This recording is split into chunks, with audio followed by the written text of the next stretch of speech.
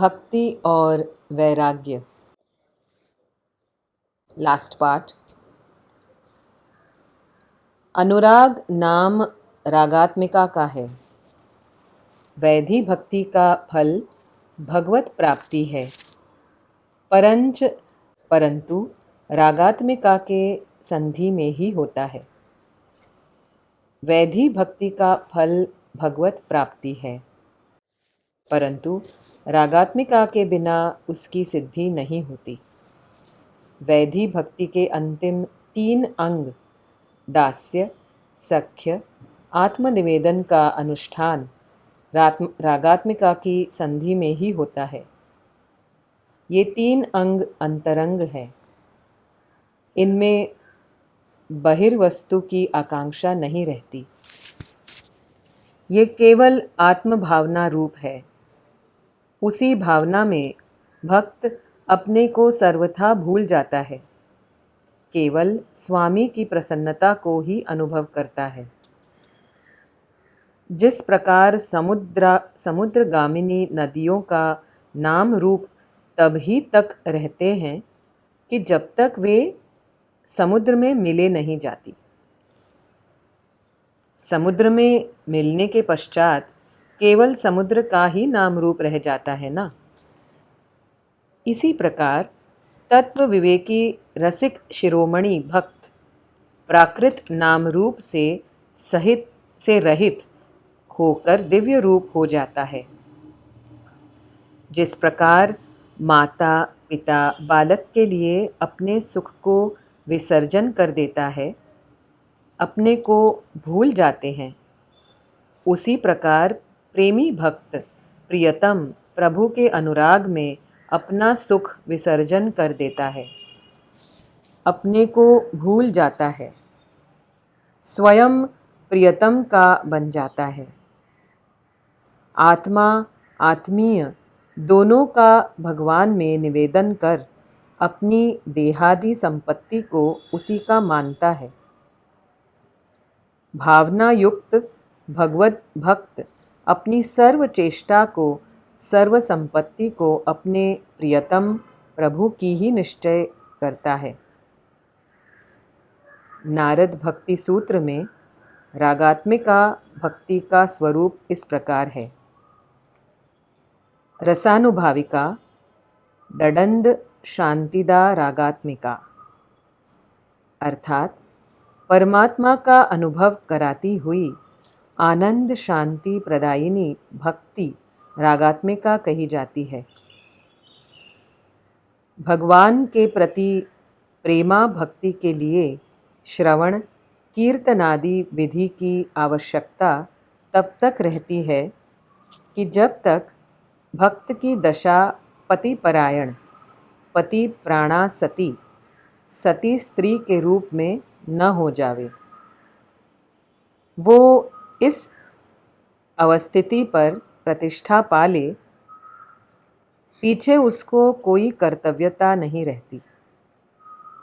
प्रेमानुबद्ध हृदय उनके चरण कमल को स्मरण करता अहर्निश आनंद सिंधु में निमग्न रहता है। दुख रहित सुख शांति की ज्योत्सना सदा प्रफुल्लित रहती है। गीता जी में कहा है, सुख मात्यंतिकम यत्तद बुद्धि गाह्य मतीन्द्रियम। मैं जपयज्ञ हूँ। भगवान। भक्ति की श्रेष्ठता। ज्ञान के अधिकारी कौन? कर्म के अधिकारी कौन? भक्ति के अधिकारी कौन? उत्तर में क्या बताऊं? ऐसा प्रश्न ही खोखलापन बता रहा है। ज्ञान, कर्म व भक्ति अलग अलग समझना ही भारी भ्रम है। ज्ञान है तो इतना ही है कि हम जाने कि हम मनुष्य हैं, इसीलिए हमारा व्यवहार, जीवन मानवीय होना चाहिए। मानवीय क्या, अमानवीय क्या, मनुष्यत्व क्या, पशुत्व क्या, यह है ज्ञान। अब इस ज्ञान के अनुसार जिस प्रकार रहना, बोलना, बरतना आदि अनिवार्य है, उसी प्रकार ही जीवन बिताना यह है कर्म। हमारे ज्ञान व कर्म को संसार का कोई रस चलित न कर जाए, कलंकित न कर दें। हम हमारे ज्ञान से अज्ञान न बना जाए, इसकी सावधानी रखना और वह भी प्रयत्नपूर्वक रखना है। ये है भक्ति, अर्थात हमारे ज्ञान के मर्म को, कर्म को चरितार्थ करने का अनुष्ठान। जो कोई जानता ही नहीं है कि मैं क्या हूँ, मुझे क्या करना है, मुझे क्या करना चाहिए और किस प्रकार जीना चाहिए, उसे क्या समझना चाहिए। मध्यम श्रेणी के मनुष्य भक्ति मार्ग के ही अधिकारी हैं। बहुधा लोग मध्यम श्रेणी के होते हैं। मध्यम अर्थात न तो विशेष विरक्ति और न विशेष आसक्त, न तो ज्ञानी न तो अज्ञानी, न तो पूरे सकाम न तो पूरे निष्काम। भगवत कथा, सत्संग, भगवन नाम, संकीर्तन, भजन में ऐसा अनुपम अलौकिक रस है जो संसार के सारे रसों को उनकी विपरीत प्रक्रियाओं में तो फिक्का कर देता है, परंतु उनकी मूलभूत उन्नत प्रक्रियाओं को तो विशेष उन्मुख गतिशील कर देता है। इसलिए मैं कहता हूँ कि कोई भी पूजन, भक्ति या सत्संग, ज्ञान का यज्ञ, तप यदि निष्क्रियता, रागद्वेष, क्रोध, ईर्ष्या या असत्य, हिंसा या वाणी विलास व तर्कबाजी में ही परिणत होता हो तो स्पष्ट ही है कि यह स्वयं झूठा है, अप्रामाणिक है और तथ्य रहित है। मन शुद्धि, क्रिया शुद्धि, व्यवहार शुद्धि व विचार शुद्धि को उदय, पुष्ट व सिद्ध नहीं करने वाला कोई भी सत्संग, भजन, पूजन, तप, यज्ञ आदि वास्तव में न तो कर्म है, न तो ज्ञान है और न तो उपासना है, न तो योग ही है। यह सनातन अटल नियम है कि किसी भी मार्ग के साधन पथ में चलने पर साधक को प्रथम तो यम नियम व संयम साध्य होते हैं। इसके फल रूप में ज्ञान की स्थिति सहज भावरूप हो जाती है और इसी का परिपक्व स्वरूप होता है भक्ति रस। तीर्थटन साधन समुदायी, योग विराग ज्ञान निपुनाई, नाना कर्म धर्म व्रत दाना, संयम दम जप तप मख नाना, भूत दया द्विज गुरु सेवकाई, विद्या विनय विवेक बड़ाई, जह लगी साधन वेद बखानी, सब कर फल हरि भक्ति भवानी। भगवत भक्ति की श्रेष्ठता इसी में है कि वह सरल है, सब कोई कर सकता है और बिल्कुल स्वतंत्र है। यही उसकी विशेषता है जो सर्व मार्गों से उसे सर्वोपरि बना दिया है। परम प्रकाश रूप दिन राति, नहीं तह चाहिए दिया धृत बाती, सो स्वतंत्र अवलंब न आना, यही आधीन ज्ञान विज्ञान। यम नियम संयम व्रत तपदान इत्यादि का फल भक्ति रस ही है। भगतिहीन गुण सब सुख ऐसे, लवन बिना बहु बिंजन जैसे। कृष्णा, भक्ति में धन, बुद्धि, रूप, सत्ता, उम्र, विद्या, उच्च जाति आदि किसी की अपेक्षा नहीं है। फक्त भगवान में प्रेम, भगवान पर निष्ठा मात्र की आवश्यकता है। बालक ध्रुव तपश्चर्या करने को वन में जा रहे थे। रास्ते में नारद जी मिले। वन की कठिनाइयाँ बतलाकर कहा, तुम वापस लौट जाओ, मैं तुम्हारे पिताजी को कहकर तुमको राज दिलवा दूं। लेकिन ध्रुव जी दृढ़ संकल्प थे तो लौटे नहीं। नारद जी ने द्वादशाक्षर मंत्र का उपदेश दिया। नारद जी उतानपाद राजा के पास आए, उनको समझाया और राजा मधुवन में गए। ध्रुव को समझाया कि बेटा, आधा राज्य तुझे प्रदान करता हूँ, तू मेरे साथ चल। ध्रुव जी ने उत्तर दिया कि जिस भगवान की भक्ति करने का विचार मात्र करने से ही मुझे आधा राज्य मिलता है, तो जब मैं भक्ति करके भगवान को प्रसन्न करूं, तो फिर मुझे क्या शेष रह जाएगा? अर्थात सब कुछ प्राप्त हो जाएगा। पिताजी की क्षमा प्रार्थना करके, प्रणाम करके तपस्या में दृढ़ नियम में संलग्न हो गए। 6 मास में ही भगवान प्रसन्न होकर प्रकट हुए और दीर्घकाल पर्यंत राज्य सुख का उपभोग दिया। पश्चात अचल ध्रुवपद भी दिया। तात्पर्य कि भक्ति में उम्र की कोई अपेक्षा नहीं है। इसी तरह पंडिताई की, मेधा की भी आवश्यकता नहीं है। गजराज ने कौन सी विद्या पढ़ी थी?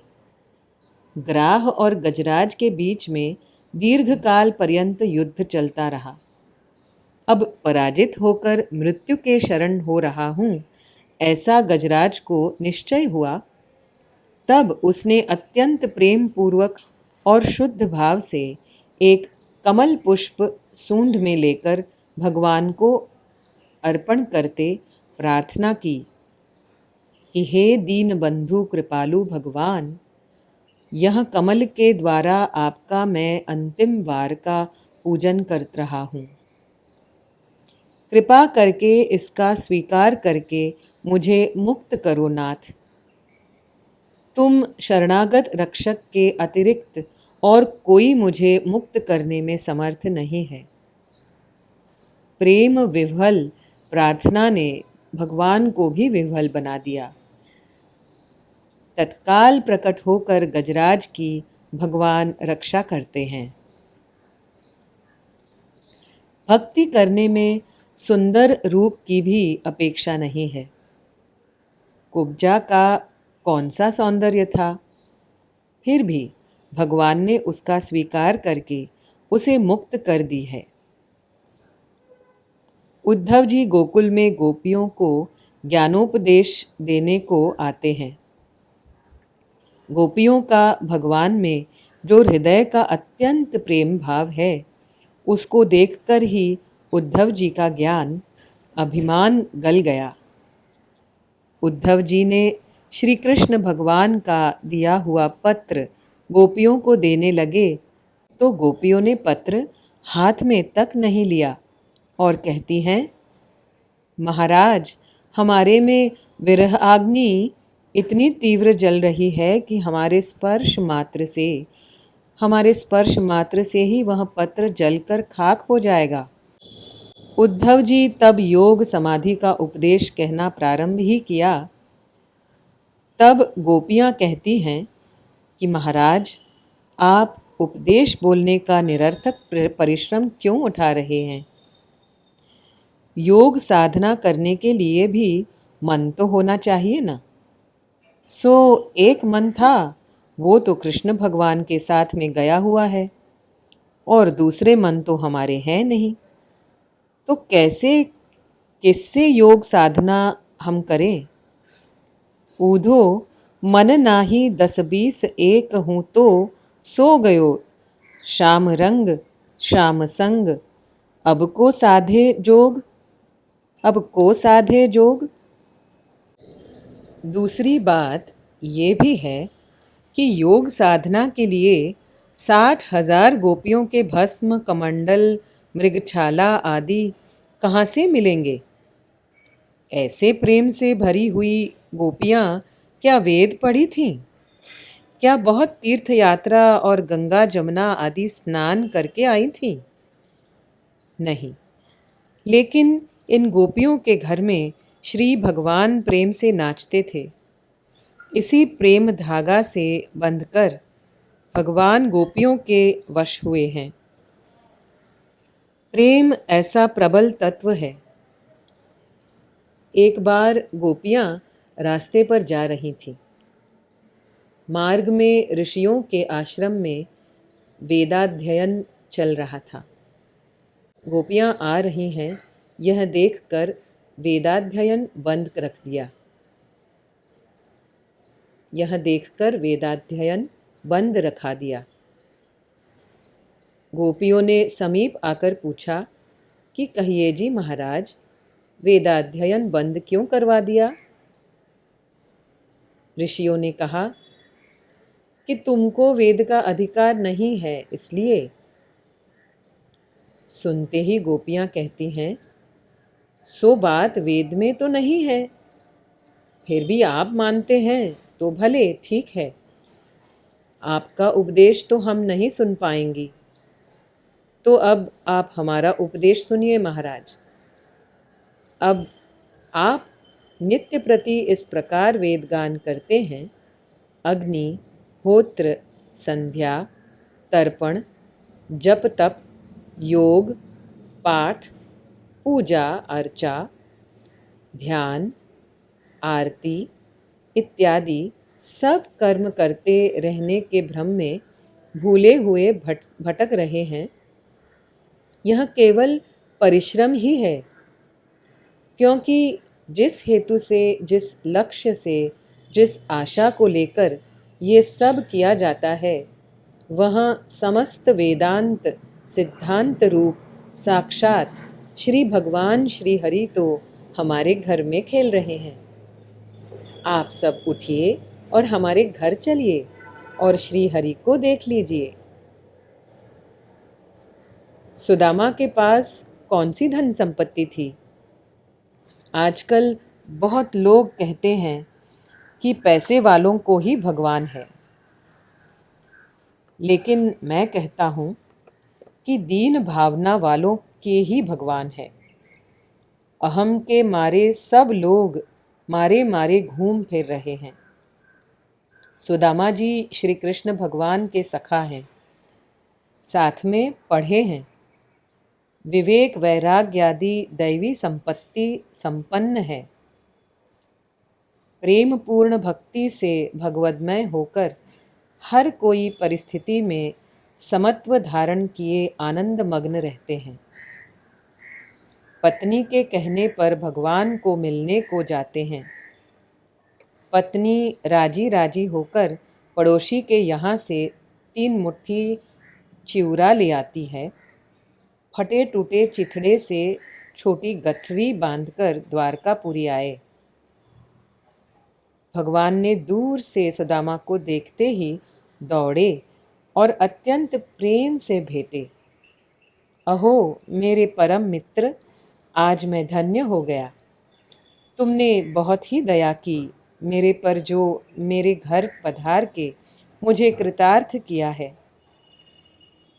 मेरे भाग्य की कोई सीमा नहीं है आज। इस प्रकार बोलते बोलते दोनों हाथों में हाथ लेकर रत्न जड़ित पलंग पर बैठाते हैं। भगवान अतिशय प्रेम में भाव विभोर हो उठते हैं। सुदामा के चरण चाँपने लग गए। स्वहस्त से सुदामा जी के चरण धोते हैं। उसी समय सुदामा जी के शरीर की अतिशय दुर्बल स्थिति देखकर और पैरों में कांटे लगे हुए देखकर भगवान के नेत्रों से अश्रु बहने लगे।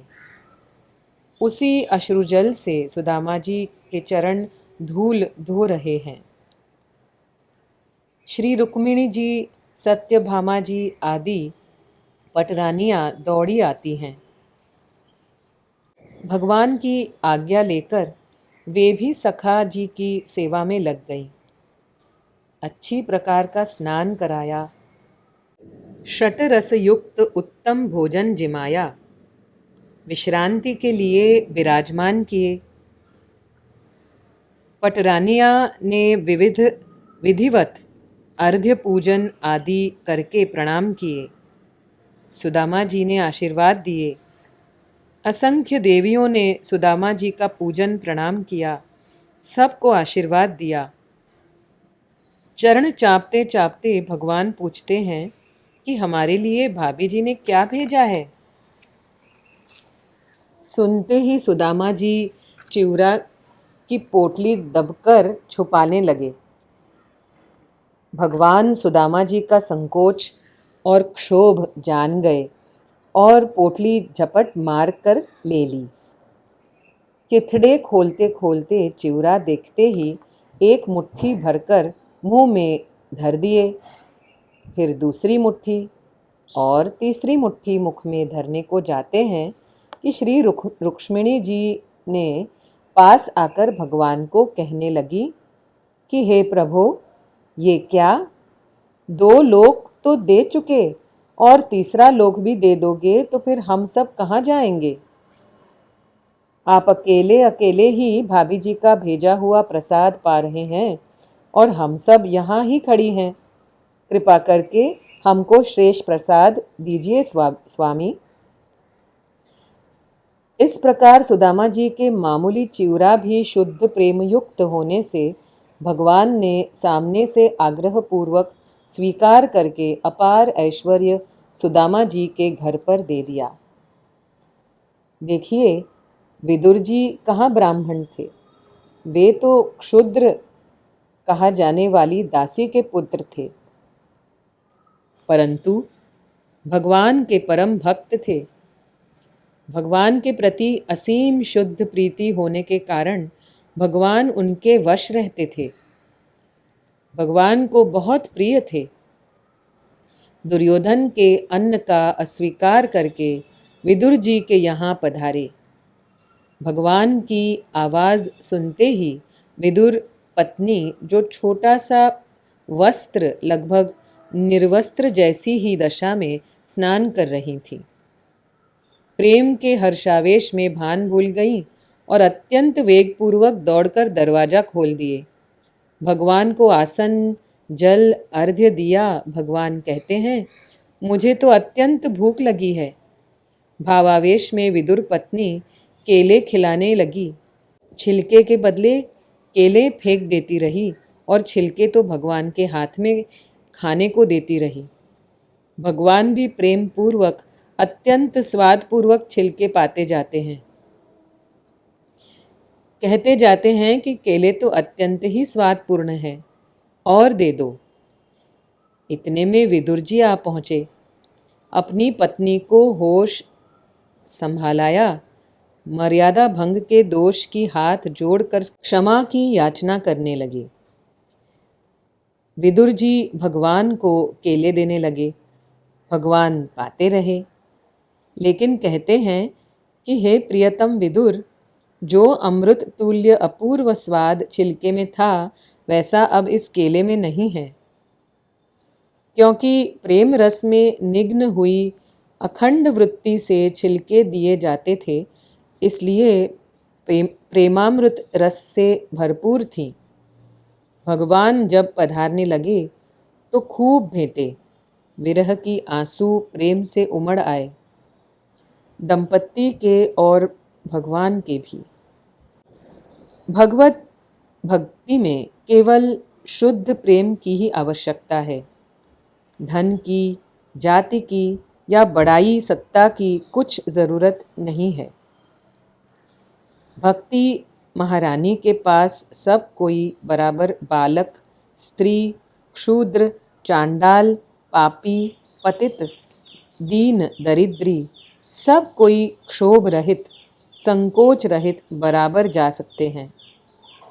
भक्ति महारानी सबका प्रेम भरा स्वागत सत्कार करने को सदैव सहर्ष तत्पर विराज रही हैं। मात्र शुद्ध प्रेम की ही भगवान को जरूर है।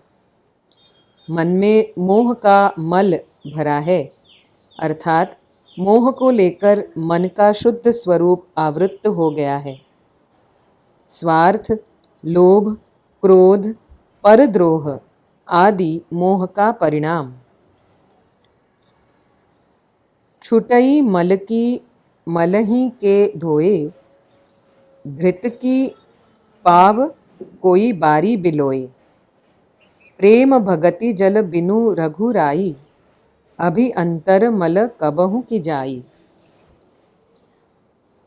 मिट्टी से मिट्टी नहीं धुलती।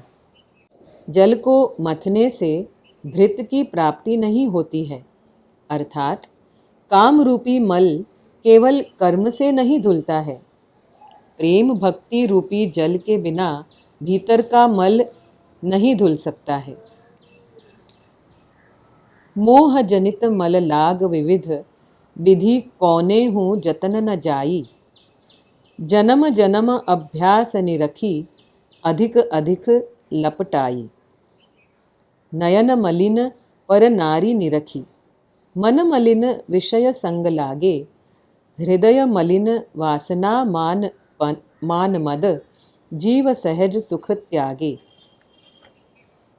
पर निंदा सुनी श्रवण मलिन भये, वचन दोष पर गाये। सब प्रकार मल भार लाग, निज नाथ चरण विसराए। जोग यज्ञ व्रत दान ज्ञान, तप शुद्ध हेतु श्रुति गावे। राम चरण अनुराग नीर बिनु, मल अति नाश न पावे। विनय में अविरल भगति विशुद्ध तव, श्रुति पुराण जो गाव। जेहि खोजत जोगीस मुनि, प्रभु प्रसाद को पाव। भगति ज्ञान विज्ञान विरागा, जोग चरित्र रहस्य विभागा। जानब ते सब ही कर भेदा, मम प्रसाद नहीं साधन साधन खेदा। उर कछु प्रथम वासना रही, प्रभु प्रद प्रीति सरित सो बही। श्री रामचंद्राय नमः। श्री पतित पावन चरण कमलेभ्यो नमः। श्री सद्गुरु परमात्मने नमः।